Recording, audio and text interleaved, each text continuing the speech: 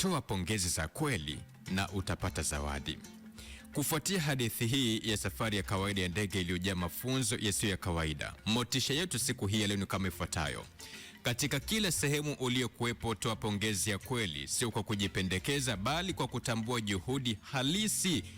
Watu wengi wanapambana kimya kimya. Sasa neno moja jema kutoka kwako linaweza kuwapa nguvu mpya. Kumbuka, pongezi ni kama zawadi ya bure, lakini yenye thamani kubwa kuliko fedha wala kuliko kitu kingine chochote.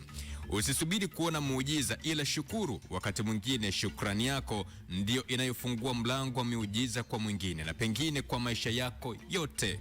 Kwa hiyo siku zote wewe pongeza kweli na utapata kile ambacho nakistahili. Hii ndio motisha siku hii ya leo. Mimi ni Frankie Kashonde, karibu ndani ya Big City Breakfast.